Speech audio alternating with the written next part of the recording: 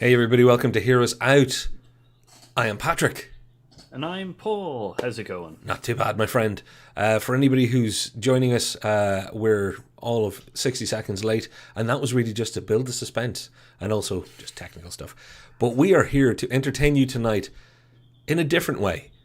We're always full of opinions. We're always full of good takes and bad takes, Paul. Paul, responsible for good takes. I'm responsible for bad takes. I enjoy my position in the world. But what we are here to do slightly differently is not just give you our opinions. We're here to give you golden advice on what you might be missing on the biggest streaming service of them all, Netflix. We talk about streaming shows all the time, Paul. We talk about streaming movies all the time. We used to do a little thing called Hidden Gems, which we've done a few times back in the earlier days of the channel while I hiccup. This is our chance to go, hey, have a look at these if you haven't already. Some of my picks are a bit more obvious, I'll be honest, because Paul, I knew you were going to do the deep cuts, but I'm doing I want to make damn sure that people know. Because some stuff, even though it's semi-famous, I have spoken to people and they've gone, oh, I saw that. Yeah, I saw that in my timeline. I saw that. And I keep asking the question, any of the times that you saw it, did you actually click on it? Because that's how this works. Much like our subscribe button, much like our notification bell, much like, particularly, because it helps us with the analytics, the little likey thumb. No point in looking at it, folks. If it's looking back at you, you may as well click it. Click it and make it work. So, Paul. Might as well. Ooh, Paul's messing with his lighting too. Yeah, I should. We should have. What's the Netflix color? I'll tell you what. Oh, it's red. I'm already kind of red. I'm a bit orange, right? That's red, me. That's my version of lighting. As you can see, there's a light over there that isn't working to replace the other one that's not working. It's a little bit pink. My lighting will be sorted in future weeks. Now, all of the viewers that have Notepad ready. Oh, Brew has the Notepad ready. Welcome, Brew. Anybody watching in the future, we're not going to delay you any further because you'll just have to skip forward to this point. I want to say, Paul, let's do it. You take a turn, I take a turn, or I take a turn, you take a turn, and then the comments take a turn. So get your suggestions in there, folks. Once we've picked one each, we'll go throw to the comments and pick one from there. Because you know who's smarter than us, Paul, other than most people? Our viewers. Yeah, that's very true. Yeah. I'm excited for this one. Me too. I'm hoping some of them are going to be probably more obvious than I probably have, but there's a couple of other ones that I think are pretty good. Yeah, there's no harm in pointing out the obvious because it's one of those things. Have you ever seen Citizen Kane? And somebody will say no. In fact, most people now would say no, but that's a whole other day's topic. Paul, I'll tell you what. Will I go first? Because Yes. I want to get something that I call an honorable mention out of the way, and the reason I want to get it out of the way is because we mentioned it in like our 5th ever video when we were talking about Netflix and things that people shouldn't miss. And then we talked about it in our like 40th video. We've mentioned Ark at least 5 separate times as something that people are overlooking on Netflix. And still, people I know I'm walking up to going, so, what's going on? They're like, oh, have you any good Netflix recommendations? I'm like, did you hear me mention Ark on the channel? And they'll say, yes, but I never got around to watching it. That's why I say, folks, do. It's short. I'm not going to tell you anything about it other than to say it is short, tight, sci-fi with and I'm not even going to say what end of sci-fi, but trust me when I say it's not going to change your world, but it'll make you long for 90-minute sci-fi, well-written, tight movies. There's no one thing about it that stands out. It's all just really good and of a, I'm not going to say indie style, Paul. How'd you put this? It's Minimalistic. yeah, it's enough budget to get the job done. That's It's what independent. it is. Yeah, it's independent but not indie. So it's not relying on indie sensibilities. And pop culture called out that they love Ark. I love it because of its very much underrated nature. I don't think it's the best of its kind.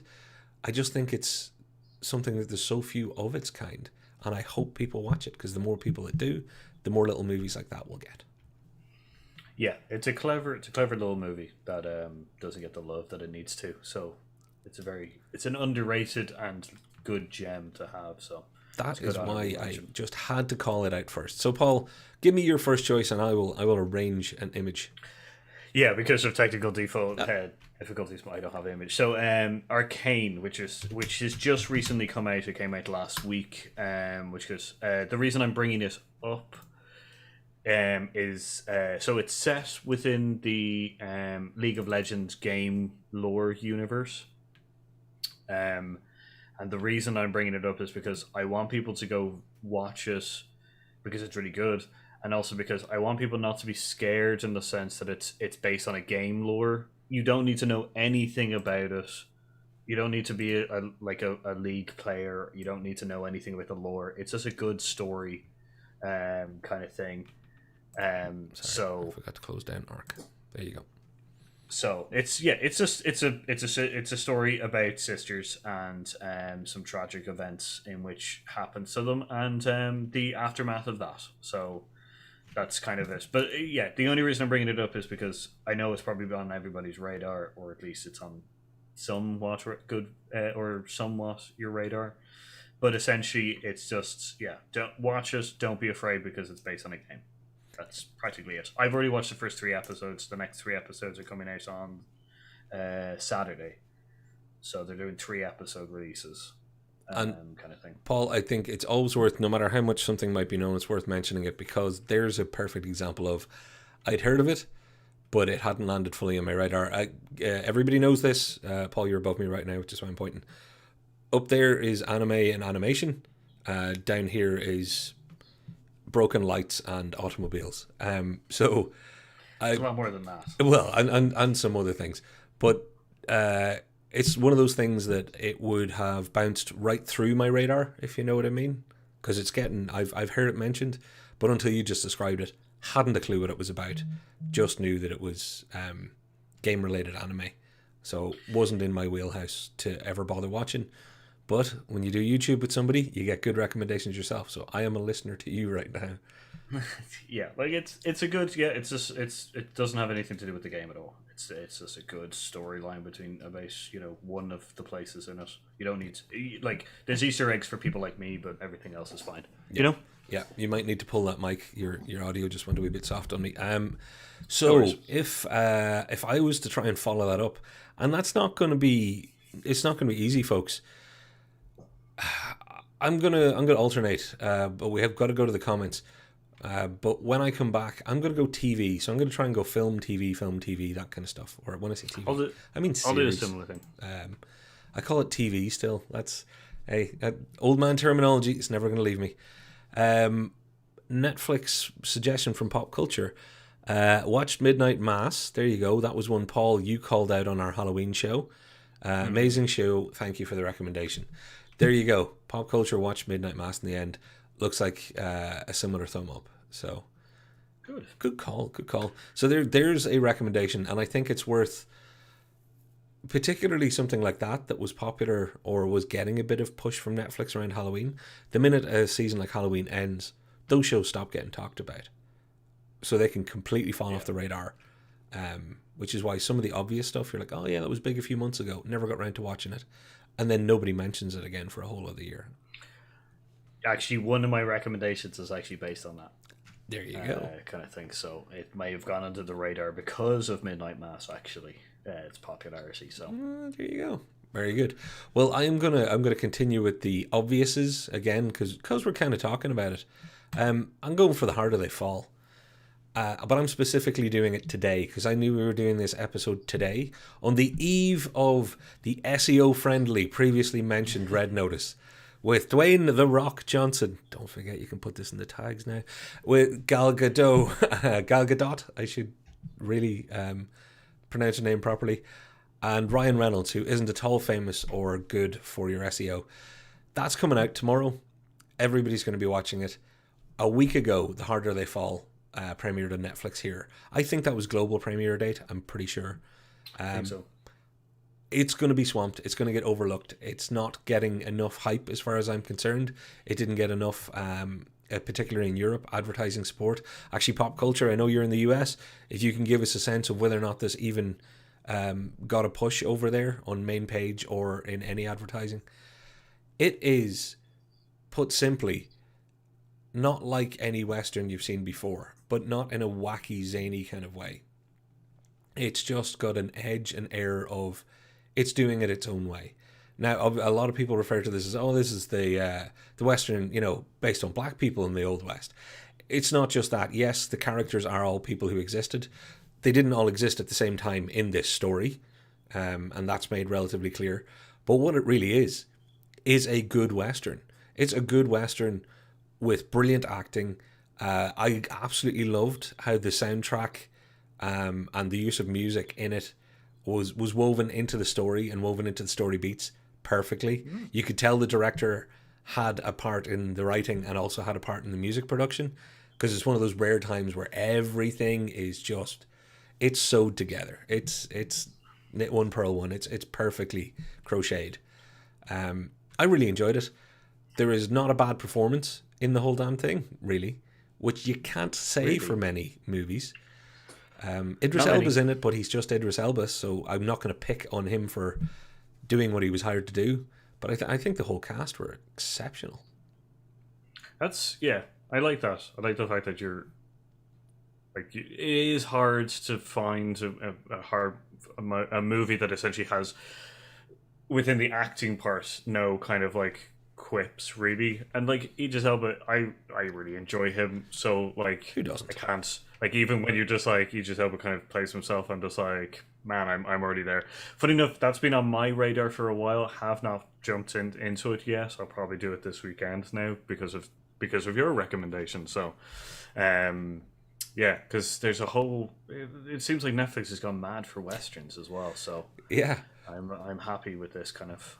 Well, as a kid that grew up on westerns, I love it, but I love seeing westerns done in different ways. I think that's vital to the revitalization or the long term viability of any genre. And I think westerns, in the last 25 years in particular, after the previous 25 had such a massive body of work, people have been doing some cool stuff in that space. I think this is one of those things. I see Brew's going to check it out. Brew, you definitely should.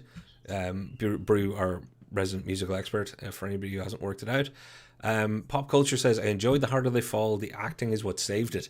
I think I know what you mean, but very much I'm glad that you agree that the performances were a highlight. I will say, from a kind of a director of photography, a cinematography point of view, I thought that it did some interesting things at different times. Did a good job. Because of the style, a lot of people may say it would feel inconsistent, but I actually think, again, story beats, everything about it. It was doing it its own way. So it just worked for me. I don't think it's the greatest film ever made. I really don't. But I think it's one of those films that everybody should see, because there are so many films that are not going to be the greatest film ever made. In fact, all of them, except for one, whatever the one that you believe that to be. This is one of those ones that everybody should see because it's enjoyable, and it's what's good about cinema. Yeah, that's we're not. I guess we're not trying to recommend the the best movies in the world. We're more recommending kind of like gems in which you may be looking at and kind of wanting the tip over the edge kind of thing. Because like, I actually think that my next one probably is one of those ones that like a lot of people. And what is that next one? The next one is Army of Thieves. It's on my list to do, and I didn't do it. Yeah, you go on with it, and I'll get it sorted. So yeah, Army of Thieves. It's essentially a prequel for a certain character from the movie Army of the Dead, the Zack Snyder zombie film with Dave Bautista. The character that you follow is the locksmith, safecracker, Sebastian, or I think his name is Ludwig Dieta in Army of Dead. His name is Sebastian in this. There's a whole story about him changing his name, kind of thing. Okay. The reason I'm recommending this, is if you really liked that character, it's just more of that character kind of thing, and also kind of it gives you a little bit more detail, a little bit more backstory of how, like, where he comes from and stuff. It's like it's more of a more comedic version of like Ocean's 11 kind of thing. Like it's a heist movie with a zombie apocalypse happening in the background, but it's just actually a heist movie kind of thing. So like, and then it flows straight into the next movie, Army of the Dead. Now, Army of the Dead is not everybody's cup of tea, but it's just a heist movie with comedic kind of people. So like the cast are really good, which is the guy who plays it, Matthew. I'm gonna get his second name wrong. Swegenhofer. I haven't got it written down in front of me, so I don't know. I could. But he's a very good actor. I will say, like, he is very good at playing an awkward character, and it's just, as I said, it's just more of that Sebastian character in this. So it's just something that if it's teetering on the edge of watching and stuff like that, I recommend it. I laughed a couple of times. I did like his character in Army of the Dead. His character was actually probably one of the saving graces of Army of the Dead. I'm so glad you said that, because you know that I had some issues with Army of the Dead, and he was one of the just enjoyable characters in a film that I wasn't always enjoying. Yeah, like it's easy to kind of he's a lovable kind of character in this, which is a little bit of a difference between a whole bunch of like badass people. His character brings a little bit more freshness to it, which I really enjoyed, and it's a lot more like this as well in Army of Thieves. So yeah, if it's teetering on the edge, I do recommend it. I promise you, I'm watching that tonight, because it was almost clicked on the other night, and when I say almost, it was clicked on, but then it was again just about to start. Oh no, hang on, go to the bathroom, and then you come back. Momentum's changed. Something else has been thrown on somewhere else on YouTube. It's happening. I'm going to see that, because I was waiting for somebody to say it was good and worthwhile, and I'm so glad that it is.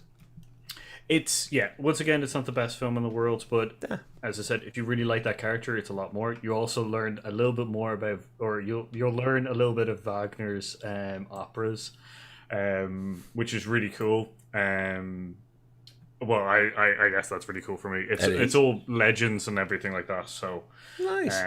It's based on this is really cool. It's based on 3 legendary safes. The 4th one being the one that's in Army of the Dead, kind of thing. So that's what you get. The nice call. Is it called a call back or a call forward? If it's in a prequel, do you have to call it a call forward? I guess it's a call forward. Yeah. Or is it that you've seen it, so chronologically it's call back for you? Call back for us, call forward for them? Hey, I love the reference. Yeah. Call it that. And that's cool. So it's nice. Anybody in the comments that has seen that, let us know what you think. Also, I'm just thrown to the comments because it's me, then you, then commentary. So I know we've got Brew and Pop Culture, and I know we have some other viewers. So anybody out there who's afraid to comment, don't. Whatever you pick, if you say that you know what you should watch on Netflix, you should watch Tiger King. As much as I have a problem with Tiger King, I'll be like, that's someone else's choice. Everybody's allowed to recommend. I'm not recommending Tiger King, and I think you can probably guess that I never will. Okay, Paul, I've got to work out what I'm going to pick next. So just while you're reviewing that, I have done it in a way that I went heist movie, independent horror, sci-fi. Okay. I want to do a cross category kind of thing. I have similarly. So then I think that leads me into the movies that made us, which again is a show. So I'm going to show from movie. The movies that made us is something that loads of people will go, oh yeah, but sure, I've seen that, or I've watched that. It's on to season 3. Movies that made us, quite simply, is it's a series of documentary shorts, because they're not full-length documentaries. They're only 45, 50 minutes, less than an hour. And they cover a different movie with each one. And I think they're very well made, with a lot of, obviously, throwing back to the time of the movie being made and talking to people today and their memories of it.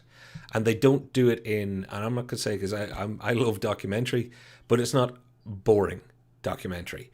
They do it in a do you love Ghostbusters? Here's a fun story about the making of Ghostbusters. Some things you did know, some things you didn't know, and just a whole lot of nostalgia as well to kind of go, isn't it nice to hear how these people, what they went through to make the thing that you love. Season 1 was great. Season 2 is awesome. Season 3 is continuing it on. I'm starting to wonder if they can go to like season 10 and still pick more movies that I'm like, oh yeah. Because the making of Aliens and all the James Cameron stories and Sigourney Weaver talking about... Sigourney Weaver is one of the few kind of people that is the main star of the movie in question that is actually part of any of the documentaries. Usually they don't talk to the star. But she just had some great stories. James Cameron, everybody famously has a difficult time working with. I think in this case, it's shown as well, you can maybe see why he was being difficult. This was one of his big breaks, making Alien. Same thing with Ghostbusters. There's so much love and affection for those movies for us, but then also for the people who are proud that they were part of that. So it's a real fun series. I could rewatch every single one of them. Yeah, like I keep that and the Toys one. The Toys That Made Us is their other one, yeah. Those two ones I'd also recommend, kind of thing, because they're brilliant. And like, funny enough, I was talking to a bunch of friends about the kind of people that got together from. There's a guy hold who the mic. Sorry, there's a guy who did Holy Mountain, which is a horrible movie. Don't ever watch it. But the director of that, I can't remember his name, is a crazy person. But he got a bunch of people in the same room, and supposedly that kick-started like aliens, like what you could draw scene stuff, and the concept art and everything like that. Because he tried to do, the reason I was talking about this, he tried to do a Dune film as well, which completely did not get off the ground in any kind of way. But by doing that, a lot of the drawings and a lot of concept stuff found its way into other sci-fi movies, and it's also, by doing that project, also introduced a lot of people to each other, which created some of the best sci-fis in the world. I'll put up on our social media the documentary of that Dune making, which will tell you loads of stories about sci-fi people being put into the same room and bouncing off each other and creating some of the greatest sci-fis we know. So sounds like fun. And to close out on the movies that made us, for anybody who is thinking, well, that's an obvious one, I've seen some of them, watch all of them, even for movies you're not interested in. If you're not interested in Dirty Dancing, which, by the way, you should, because it is one of the great films of its kind of all time. Like, it is a groundbreaking movie. But if you're even remotely into how movies are made, it's a fantastic story. Like, it is a legendarily brilliant story. One thing I will warn you, there is a formula. There's a formula to this documentary. You'll know you're within 10 minutes of the end when they start trying to get sad about something. It's either somebody who's not still here. Obviously, with Dirty Dancing, it's the talking about the inevitable passing, or what you already know is inevitable, that Patrick Swayze passed. But they find somebody at some point to make you have that lump in your throat moment. And I kind of respect them for that, because they bring you on the happy nostalgia ride. They bring you in the, ooh, you didn't know that ride. And then they close it out with, you're into this now. Not only do you love this movie, but you love our little mini documentary. Now that we've got you, we're going to make you cry. Or at least die trying. So fair play to those people. Fair play. So, Paul, is it one from you and then one from chat, or would you like to hit chat because I see it's exploded? I know the chat have a couple, so I'll run through a couple of those. My one is Final Space, as you kind of get the kind of visuals up there. But I'll run through Lost in Space, the series. I really enjoy it. I know people don't enjoy it. Have you, Patrick? Have you seen that one? Lost in Space. Like I know, because I watched the original. Before Joey from Friends made a movie. But I'd heard from a few people that Lost in Space was actually worth checking out. And then it just, again, you need an episode like this to tell you, by the way, do it, follow through. It is definitely worth it. Yeah, like I enjoyed Lost in Space. I can't wait for the next season coming up. So yeah, I'm looking forward to that. Oh, good. Which goes, Bo Burnham's Inside. There's no point in recommending that. That's already made the rounds. It's a very good show. If you haven't watched it, go for it. Has it? Because I don't know if everybody has seen it. So I'm going to say good shout. But also, I would say while we're at it, watch Bo Burnham's Make Happy. Watch all of Bo Burnham's specials. But Bo Burnham's Make Happy, Inside, I think, caught the imagination, or it, tapped into the lockdown zeitgeist that we have. But Make Happy is one of those great comedy specials that is well worth seeing. Sorry, Paul. Back to No, I was you in just the reading a chat. couple of the other ones. Big Mouth and Sex Education has been mentioned in the sense of kind of they actually help the younger generation in certain respects. Yeah, like Cool. they're always good as well. There's kind of like weird animation or weird kind of like series that actually help explain certain things in certain ways. Good call. Um, Good call. so, and I know both of those are up on Netflix as well. So yeah, my thing is Final Space, which goes anyway.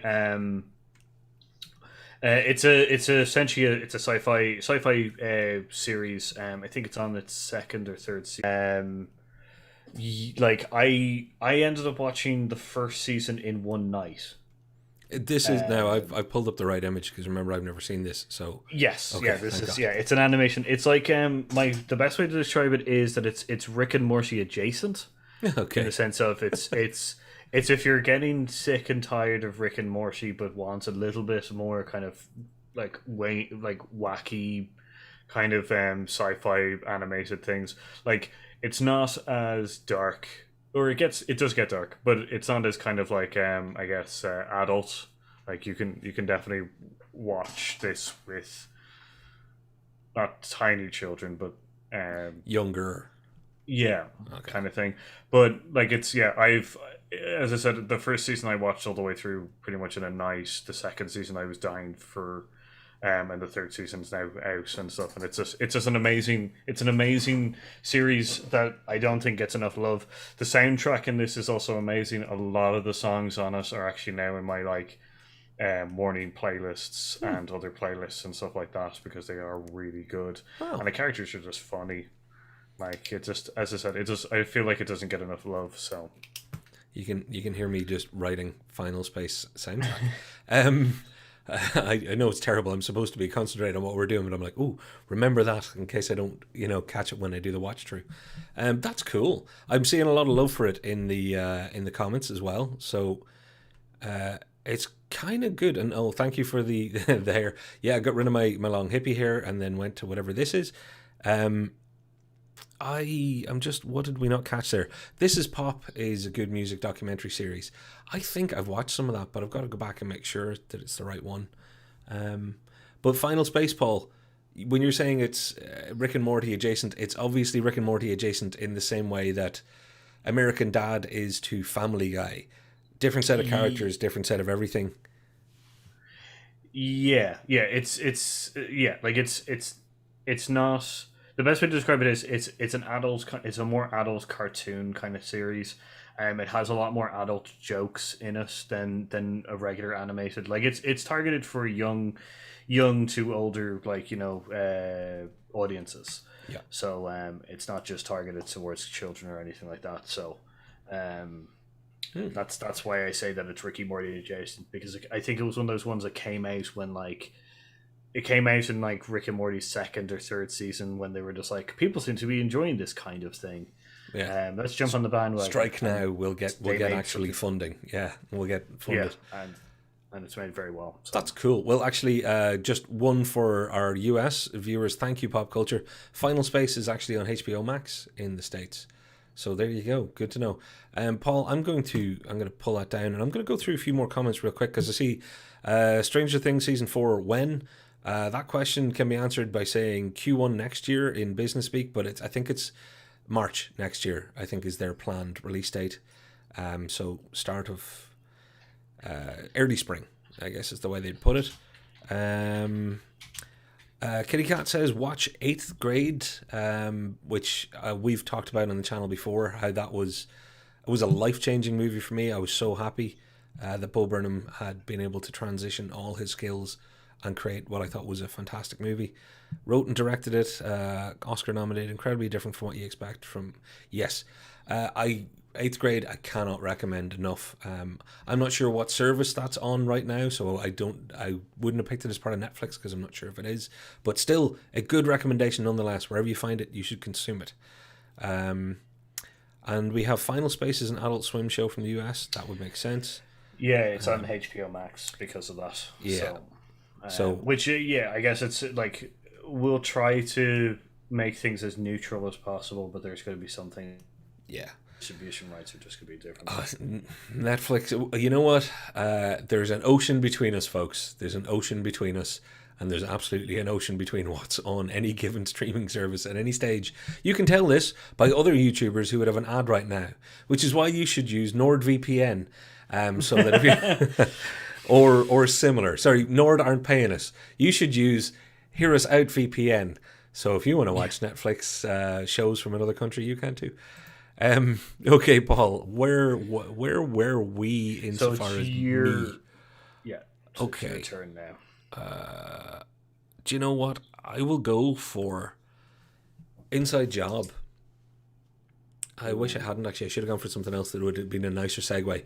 But I'm going to go for Inside Job because I was talking about documentary. And I am bringing it up because it's one that is getting forgotten. And I'm pretty sure it's on Netflix in both Europe and the US and worldwide. I don't know if any of you were alive or remember or have managed to, maybe if you managed to block it out. There was this old crisis, I believe you would call it. Before there were viruses, there were crazy subprime mortgages and financial collapse around 2008. It changed a lot of things for a lot of people. This is the story of how some more people saw it coming than you might think, and how some of those people happily stood by and did nothing, and how some of those people paid the price, but others got away scot-free. This is not me going, hey, everybody, watch something that's dark or boring or whatever. In a time when people are actually looking at how the world gets changed by huge events, I think it's a perfect time to go back and look at the last big event that's already being forgotten. Which is why in 10 years from now, I'll be saying the same thing, or 12 years from now. We should always look at what has happened. History is important so that we don't forget our mistakes. And I think there could be an Inside Job part 2 if we're not careful. But I'm not going to go down that route just yet because people will assign politics to it, and there's nothing political about my statement. But it is well made. It is a hell of a time in human history that most of the people watching right now will have lived through in some fashion. And also Matt Damon narrates it. And bless him, he has a nice voice. So for nothing else, you get the Matt Damon voice. But yeah. Matt Damon does have he does really have a nice voice. So he really does, actually. He does. I was joking when I said it first, but yeah, he's, some people will choose Morgan Freeman to voice over everything. I say Matt Damon can get there too. I after The Martian, I definitely think that his narrator voice has come out a little bit more. So that's true. Well, this was definitely when he practiced that. So Paul, I'm gonna switch over to what is your choice? I'm gonna go for Honey Boy. Who lost their flakes about that all over you before? I'm so glad you finally watched that. Then, oh man. Yep. Wonderful recommendation. We have multiple videos where I was melting down about this and Peanut Butter Falcon. In fact, did a whole Shia LaBeouf love episode because of these great movies. I will, yeah. I watched Peanut Butter Falcon on your recommendation from that one. And I saw that Honey Boy came up to Netflix for us. As I said, I don't know if it's going to be on any other distribution places, but so I watched it. It is a powerful movie, and if you do, this is my thing: is everybody likes Shia LaBeouf at some point. So you should go watch this because it'll give you a little bit more insight into Shia LaBeouf. Now, not everything is specifically based on his life. There are also alterations, but there's a very good parallel between his life and what this movie shows. He plays the dad as well. Obviously, certain names have been changed and stuff like that, and yeah, certain events have been altered and stuff like that. But a lot of it is the same. It's a very powerful movie. If you wanna see more into the world of kind of child actors that become adult actors, and the difficulties in which those cause. Especially when you're like, this is the thing. A lot of the child actors are forced into it by parents and stuff like that. A lot of the other ones are kind of coached into it, so they think they want this, and it turns out that they not that they don't want it, but they're kind of coached into it, and it's all they know, kind of thing. Shia LaBeouf's kind of upbringing is kind of a combination of like bad family backgrounds and stuff like that, with being forced into it, kind of thing, and also wanting to do it himself. So like it's a real kind of like, I guess, triangle of kind of like, oh, now I see why Shia LaBeouf had a little bit of a downfall, kind of thing.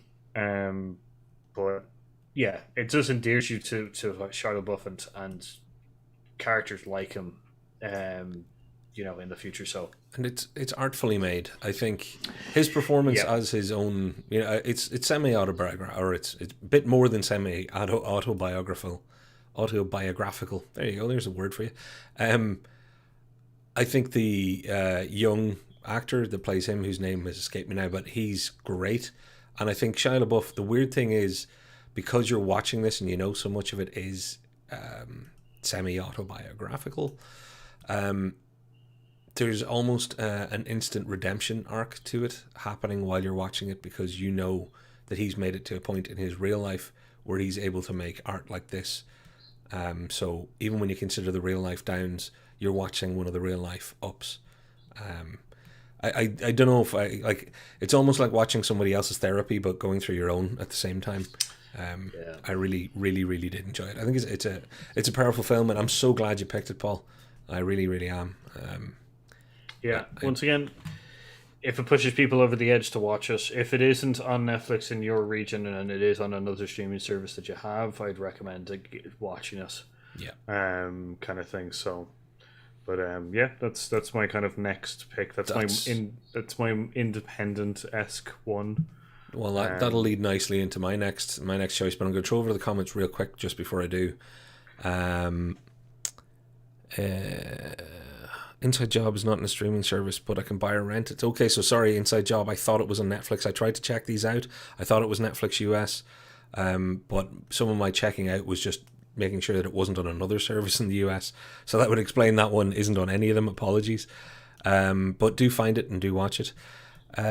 Watch A Silent Voice on Netflix. I'm not familiar with A Silent Voice, but there's a recommendation. Cool. And there's a few comments been following Shia since Even Stevens. Yeah, what an interesting career, to say the least. And everybody that says they didn't enjoy the first Transformers movie is lying to themselves slightly, because it was the first. It was before we knew, oh my gosh, what's this going to become? Yeah. So fair play to him. Now, Paul, if I can get this right, and I actually pick the one that I was supposed to pick last time, this time, I think you like this movie. It's called I Don't Feel at Home in This World Anymore. And movies like that, one of the reasons to choose it is because movies with long titles, and I don't mean, Spider-Man, Far From Home, or, No Way Home, and I'm Off Home Soon, or My Home's on Fire. Any of those, they're not long titles. I mean something that its entire title is long. It is proven that those movies don't do as well. You are less likely to get your clicks, you're less likely to get engagement. This one, folks, trust me, it's worth it. It is very much worth it. Anybody who enjoys Elijah Wood will probably have seen it, because if you enjoy Elijah Wood, you kind of watch Elijah Wood movies, as in anything he's in, you're like, yeah, it's definitely worth a shot. This is one of those ones where him and Melanie Linsky, they're both just... they're perfect for the roles that they're in. And again, I don't want to say too much about it, but let's just say there's burglary or robbery. There's a lot of sadness, and then there's a lot of intrigue and a lot of weirdness. But it's a joy to watch. It's not like an awful lot of other things that we have recommended, but it's also not like an awful lot of other things. And I feel it's one of those movies that people will skip over going, oh, it looks interesting, but I don't know if I want to take the chance. that's why I had to pick it. It's worth taking the chance. Yeah, can't agree more. It is a fan. Like Elijah Wood took on loads of independent weird films and stuff like that, and this is one of the best ones that he's done. So I do have to say that this is a really good recommendation. I didn't know this was on Netflix. Yeah. So I am gonna go watch that. It's worth watching again. I just saw a comment in with a capital in it, which is why it caught my eye. I adore Elijah's work from Kitty Cat. Good on you, Kitty Cat. Same as he just does whatever he wants, and you can tell he really enjoys his work. I love seeing actors get to that stage in their careers. And you know what? That's a brilliant sentiment, and I love actors getting to that stage in their careers too. And I think Elijah Wood is the perfect example of somebody who got there at a much younger age than most, by virtue of being a child actor, child star, and then having a mega hit in The Lord of the Rings. It's kind of like the Daniel Radcliffe scenario. He went straight into mega hit stuff and has since been doing whatever weird thing he feels like. And I think that's great. I think it's when you get your best. These are the Nick Cages before the fuse bursts or whatever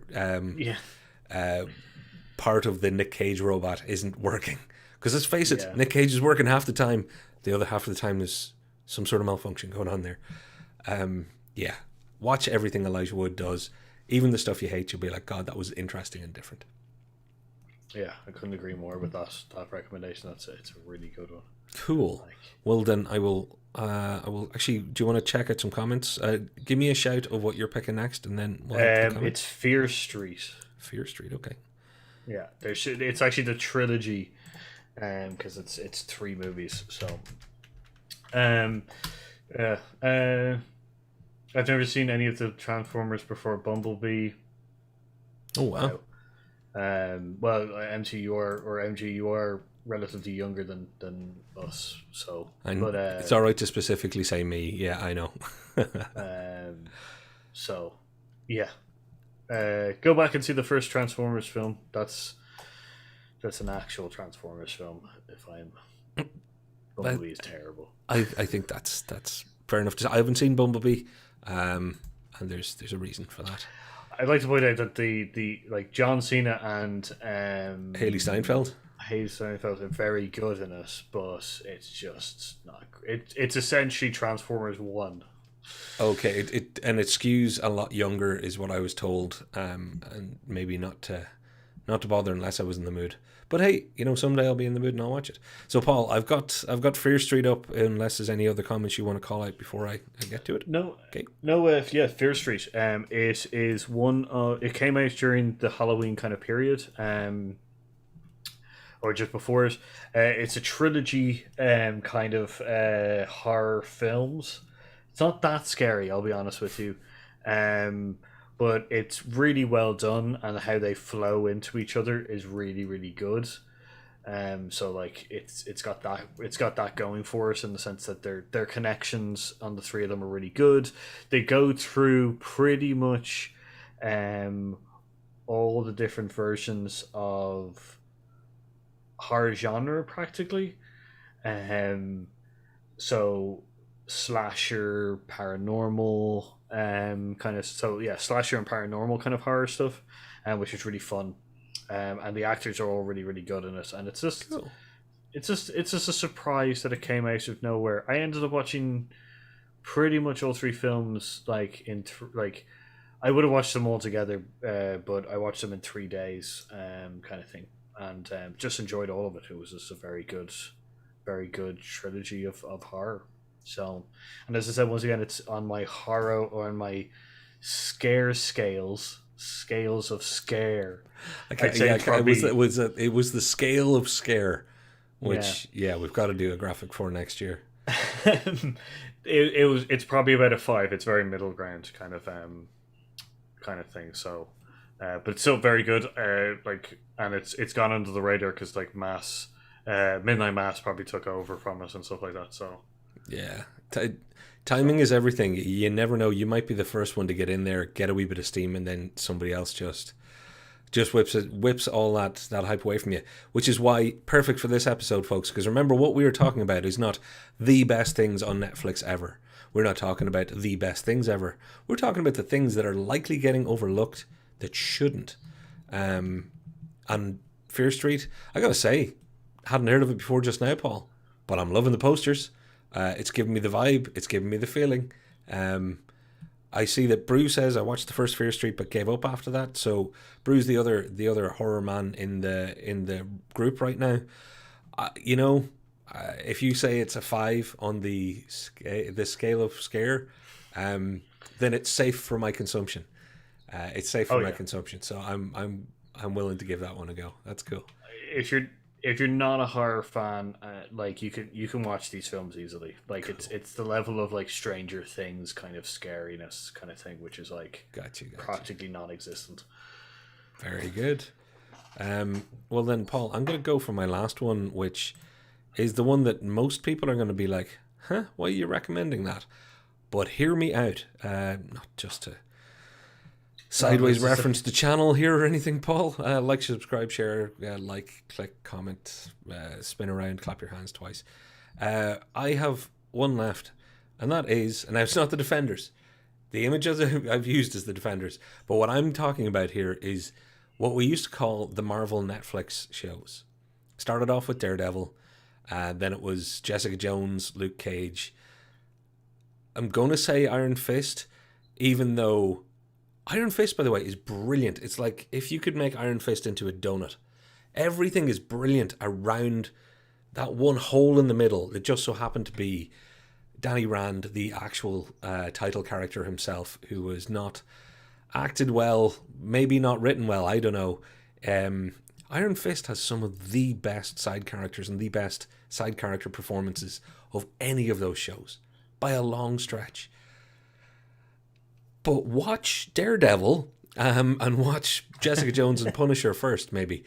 The reason I'm bringing these up, Paul, is because we've got so far away from that, and the Marvel MCU has become so big, but particularly now that Marvel Disney Plus shows have happened. So your WandaVisions, your My Two Captains, the Loki show, all that good stuff. Yeah. People are forgetting just how good and how unexpectedly out of the gate these things were. When you watch that first season of Daredevil and Vincent D'Onofrio's portrayal of Kingpin, and even, don't get me wrong, the title character Daredevil's no slouch either. It's great. Like, genuinely great. I hope these things do not get lost to the sands of time because of business and because of change of ownership and things have moved here and things have moved there and we're more doing this. Stand alone, whether you're into Marvel crap, whether you like comic stuff, whatever your deal is, hate all of those things. Give Daredevil season 1 a go, and if you can say that you dig it, which you will, you definitely will, no matter who you are, then try out Jessica Jones. And if you've got that far, watch The Punisher. And if you like all three of those, you're going to enjoy the rest as well. You just are. I excuse me. Yeah, I can't agree more with those series. The Iron Fist, Luke Cage, Jessica Jones, and Daredevil, they're all nicely kind of connected. Punisher kind of has a look in the Daredevil kind of era, but kind of splinters off in its own kind of sense. I can't. They're all very good. If you're not into comics, they're good because they're not overly based on superpowers. It's only kind of small elements to it, and they don't like. These are not heroes in the kind of traditional sense. They're not anti-heroes. Punisher is, but they're not anti-heroes. They're just more based in realism. Yeah, kind of thing. So, and let's face it, this was okay. Everybody's going to point out Agents of S.H.I.E.L.D. I get it, Agents of S.H.I.E.L.D. Cool. I loved Agents of S.H.I.E.L.D. But this was the first thing where I could say, you're unsure about what the big hype around these Marvel movies are. And at the time, there was only 5, I think, or maybe even 6.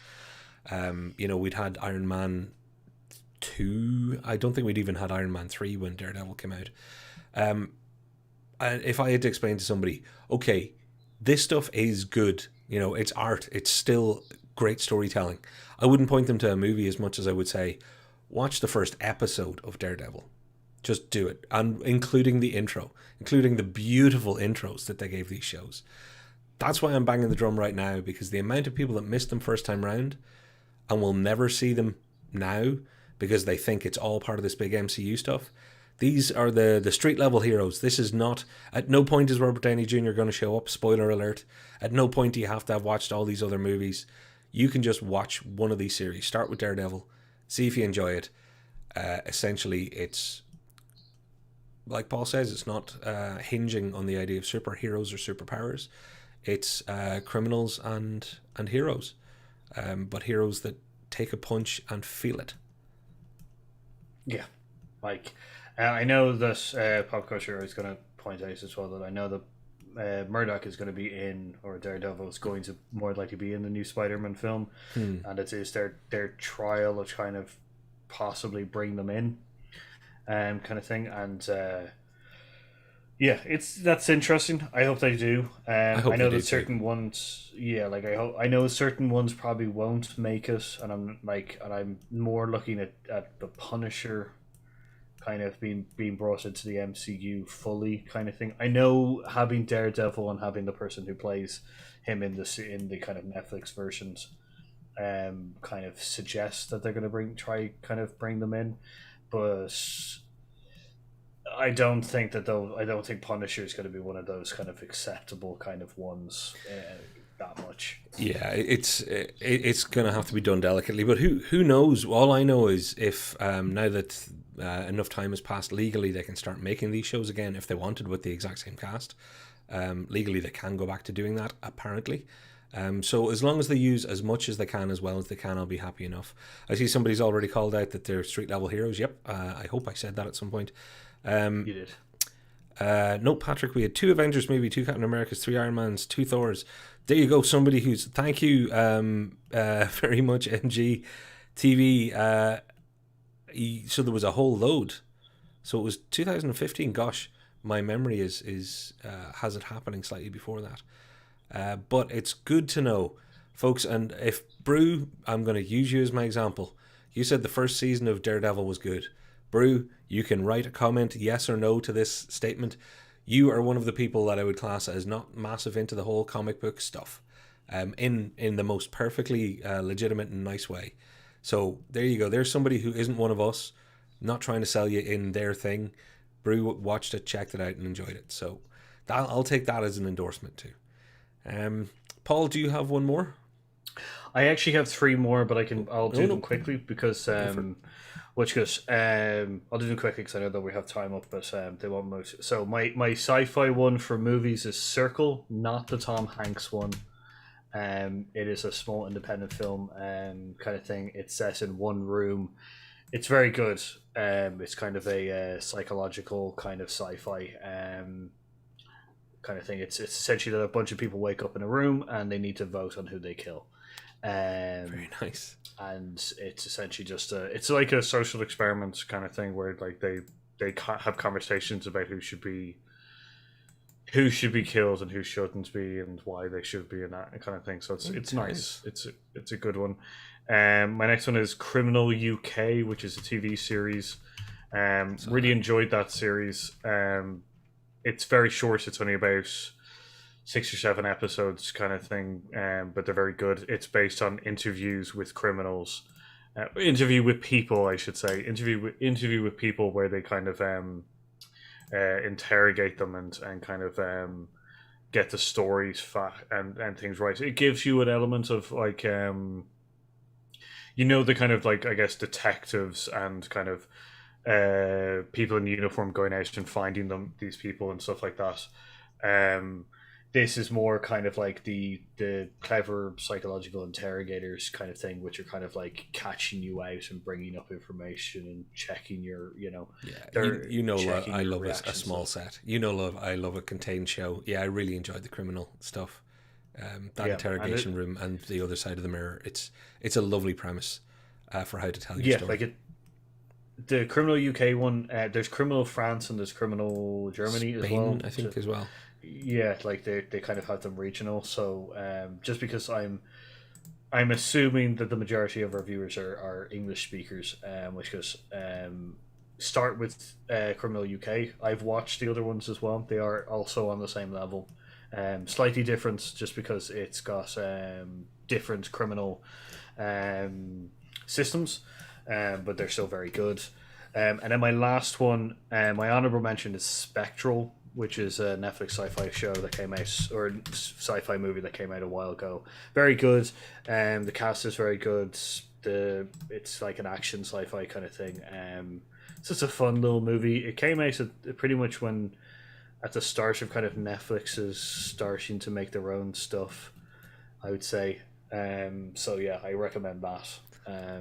It's a rare time where you and I, because I remember I eventually got around to watching that, and I was like, oh, I don't know, and you'd recommended it. And it's one of those rare times where we go a different direction on it.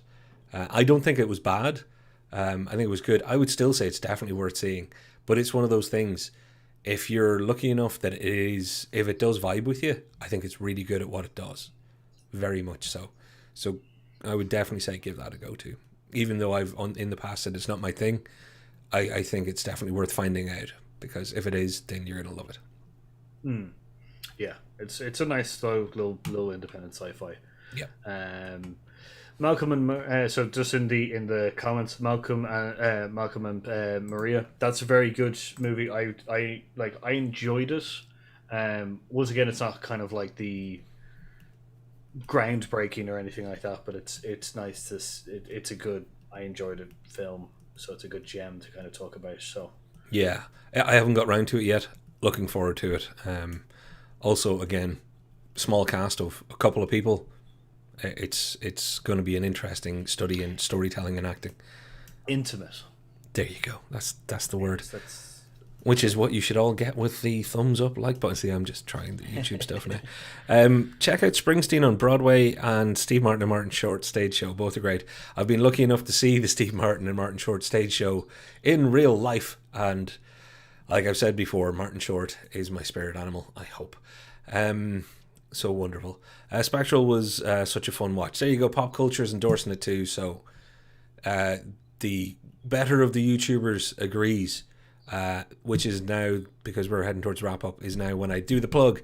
Pop Culture, one of our commenters here, has their own YouTube channel. Get over there, check out their stuff, drop them some of those good old likes and subscribes, but also get in the commentary. It's fun. I'm enjoying the commentary space over there too. Some cool people making content and some cool people watching and commenting on it, just like here. So Paul, anything you want before I give you your plug? No, just Pop Culture. Yeah, Pop Culture 33 is really good. Like, that's all I got. I guess It Takes Two is a podcast done by friends of the show as well. It's based on putting two movies against each other that have in some similar items and stuff like that. And you can find it on most podcasting places. It takes two. It Takes Two. What it's called. Again, links should be in the descriptions, and if not this video, just check one of our more recent videos. You'll have links to both. Pop Culture, you're linked on our main page. Now, I am going to also say the other thing that is linked all over the place is Paul's other family, the one that he's with when he's not with us. The dirty, dirty bugger. I'm actually with you guys more than I am with them. Which is Homebrew Quest. That's your term to search on YouTube. Paul, it's D&D, so Dungeons and Dragons with an Irish twist. Not only in location, but also the Irish twist of adding alcohol, which is how you Irish everything. That's how you Irish your coffee. Then that's how you should Irish your D&D. Great bunch of very creative people having a lot of fun. It's hard not to have fun with them. Being around fun people having fun is a good way to spend your time. It'll lift your spirits. It will indeed, yeah. So, yeah, Homebrew Quest. That's the other show that I'm in. So, yeah, this was really fun. I can't wait for the other. We have a couple more of these planned, so I'm looking forward to them. Yes. These kind of gems of streaming. So, in fact, if anybody wants to get into our Twitter or get direct to us via email, etc., or even drop a comment on this one for some picks for the other services, there you go. All the good stuff down below. So, Paul, shall we say adieu? In the worst French pronunciation ever, will we say goodbye? Yeah, I'm gonna say goodbye. So thanks for watching. I've been Paul. I've been Patrick. And we've been Hero Saves. And we'll see you next time, folks. Thanks for all the help. Bye.